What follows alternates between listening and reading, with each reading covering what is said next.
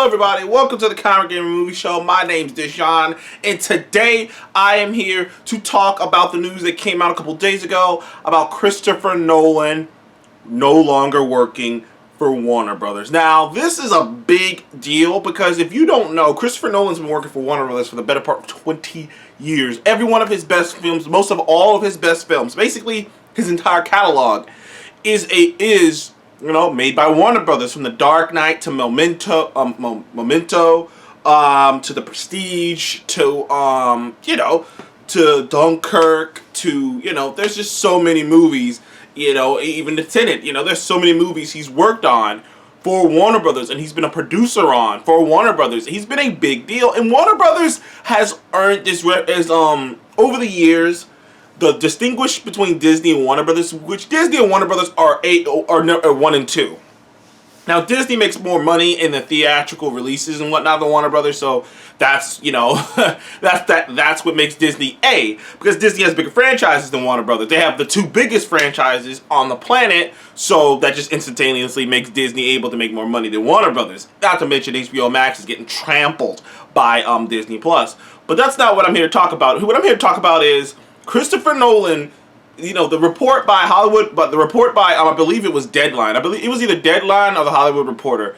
Might have been a big newspaper company. I can't remember, but I know it was an official, it came from a very official place, that it's unlikely that he will work with Warner Brothers again.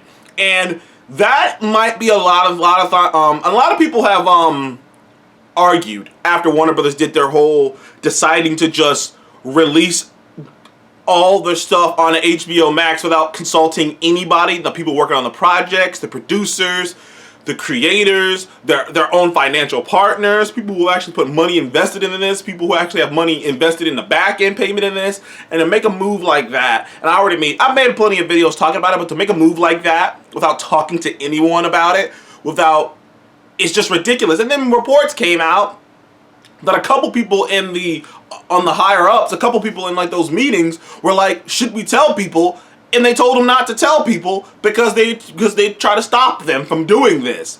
And we all know, I've already made my statement, Warner Brothers isn't Warner Brothers anymore, it's AT&T. AT&T has spent, somebody put in the comment section, thank you for commenting, I think you said $85 billion. Yeah, AT&T spent $85 billion to purchase Warner Brothers, and they want to make every bit of that money back. They want to make that money back as soon as they possibly can, and if that means, and the only way the thing is, the only way they see making that money back as quickly as possible is through the streaming services. It's just basically through the streaming services. And they're like, look, we already spent this much money on this. We can't afford to wait. As in with Disney and other companies who haven't dropped over $85 billion to purchase something. Disney did drop about 70-something billion to purchase Fox, but Disney Plus's launch was so good and it's doing so good that it basically cut it. If I recall, because I wasn't paying attention to those bits when they were doing their meeting in early December, on the 10th, when they were announcing and putting out all those trailers. I wasn't paying attention to the details of the financial parts. But if I recall, Disney Plus essentially cut the losses in half. What they would have lost without Disney Plus would have been almost double that. So Disney Plus, while they didn't make profit because of how bad things was and all the, shit getting shut down and, all the stuff getting shut down, they still made enough. They still made so much profit on Disney Plus because they have 80-something million subscribers. They still made enough profit on Disney Plus to legit, to cut that loss more overly in half. So they still lost money, but they didn't lose as much as they could have, which is something that Warner Brothers doesn't have the luxury of doing because they're not making a lot. As of right now, they're not making a ton on HBO Max. HBO Max itself has 12 to 13 million subscribers, which is nothing right now. I mean, to put that in perspective, Hulu has about 38 million subscribers, and Disney Plus has 80-something million subscribers, and Netflix has 200 million subscribers. That's just to put that in perspective. HBO Max is not doing good. HBO Max itself Now like once they throw in numbers from like HBO Go and the original HBO and like regular HBO and stuff, they bump it up to like 30 something. But that's with all this extra stuff. You take the extra, like you take even a little bit of the extra stuff away, and it's low as fuck. Disney Plus, straight up, it's 80, probably at this point about 89. I'm willing to. It was 86 when they announced it in December. That was before Soul came out, and that was before WandaVision came out, and that was while The Mandalorian was still going. So I'm gonna go on a limb and say it went up a couple notches. I would be willing to say Disney Plus is probably at like 90 million subscribers right now, but like I said, that's not what I'm here to talk about. I'm here to talk about, most importantly, is Christopher Nolan a sign of things to come? I believe so. Vinny Deneuve, the guy who directed both Blade Runner and he's directing Dune, he had like a bunch of things to say. I honestly do think that Warner Brothers is going to be shocked at how many people don't want to work with them anymore. Christopher Nolan is a big deal. And the thing is, whoever manages, if he's leaving Warner Brothers, someone's going to pick him up. And I've seen some people in the comment sections and stuff say, sure, he won't work for Warner Brothers. They'll send him a paycheck. I'm like, bro, yeah, I like Warner Brothers are the only ones who going to pay Christopher Nolan. No, Christopher Nolan could have got that money any fucking where. And you know how I feel about Christopher Nolan. Sometimes he can be a pretentious dick because, he is kind of a pretentious dick. But he's right about this. And the thing about it is, but he is a great director. He's a great director, a great filmmaker. And the thing about it is, he can get the money to make his projects anywhere. The only reason he was with Warner Brothers was because he trusted Warner Brothers. And I don't think people can get their minds around this idea. People think that these creators are just, people gotta stop thinking small. People gotta stop thinking like broke ass people. I'm a broke motherfucker, but I can have perspective. Because when people see these millionaires like mad or angry or something, they go, well, I wouldn't be angry. I'm like, dog, man, that's your problem. That's why you're not rich. That's why you're not them. Because you're thinking like that. They're not thinking like that. They want what they're owed. And like the thing about Christopher Nolan and all these directors who are probably gonna start working for Warner Brothers is, it's not about what Warner Brothers, and I think you know what? I don't think I've put this across enough in my videos talking about what Warner Brothers did a month ago.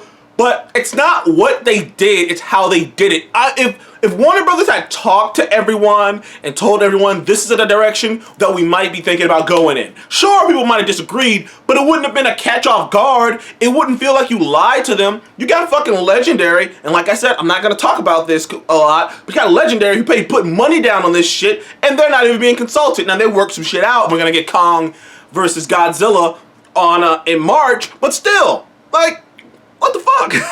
So I can see a bunch of writers, a lot of directors going, I don't trust these guys. I don't know what I'm going to get. I don't know if I go in this room with these guys. And that's the thing. Trust is the thing. And I don't think people quite understand that, because there are people right now, people in the comment sections and people on Twitter and whatnot, who can't get their mind around the fact that they're like, well, they're paying you money. You should just be happy that they're doing that. Christopher Nolan, who do you think you are? We need content. You don't need first of all, I know this is going to sound bad because some people don't want to hear this. You don't need content. I don't know. You can go do a bunch of things. You don't need it. And the fact that basically the only reason people are pushing back against people like Christopher Nolan and all these directors and writers and whatnot who are getting screwed over. That's what's happening. They are getting screwed. The only reason you're pushing back against them and being like, you guys are selfish. You're rich. You're selfish. It's because you're selfish and you want something to watch. It's because all you want is to watch something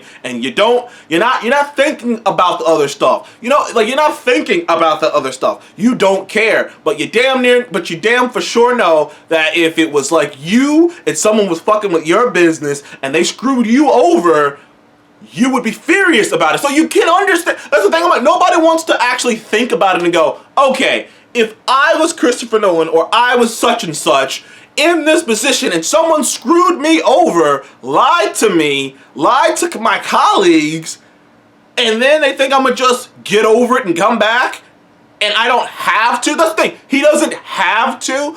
Like, Warner Brothers isn't the end-all be-all, people. And it's not even Warner Brothers anymore. It's some other shit. And then you got another group of people who are like, well, now new creatives can come in. Well, good fucking luck. I don't know if you know this, There's a reason, but that shit happens once in a blue moon. Every once in a while you get a good creator. Most of it's shit, shit, shit, shit. Good creator, shit, shit, shit. Good creator, shit, shit, shit. Good director, shit, shit, shit. That's mostly what it is.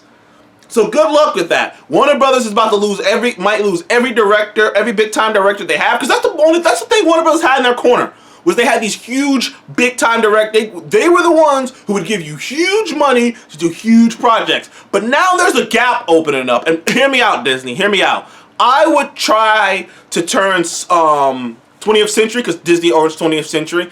Got rid of the Fox, just 20th Century. I would try to make 20th Century like a freaking haven for big-time directors. I would go to Christopher Nolan. I'd say, look. You can make, under the 20th Century banner, you can make whatever movie you want to. And whatever budget you need, we'll make it. I'm telling you, Disney, you got Fox, you got Searchlight. I would go out and try to get these huge auteur directors who do not trust Fox and want to work with them. This is an opportunity to take advantage, to strike while the iron's hot. If I was Disney, I would come out and I would go to Christopher Nolan. I would go to Christopher Nolan today and be like, how much money is it going to take for you to make your next big movie for us on 20th Century? I would think about it if I were them. But anyways, that's just what I wanted to talk about. You know, do you think Christopher Nolan and other directors like him will stop working with Warner Brothers and you know, maybe get poached by other companies? You know, you got Paramount, you got Universal, you got other people, you got other, you know, big time companies who can pay, who can give him the money, who can, you know, support him and give him the money to, you know, do whatever he wants. Obviously Disney's out there. That's a thing, but they own 20th Century, so you got that too. So there's a lot to work with, and there's a lot of options for Nolan and other directors who just don't trust, you know, Warner Brothers. Now, thank you guys for joining the Comedy Movie Show, and I wanted to ask you guys a question at the end of this. If you actually got to the end of the video, I wanted to start a Patreon. Now, it's just something I'm messing around with. It's not that big of a deal. I wanted to try it out, just to see. And on my Patreon, I'm gonna start recording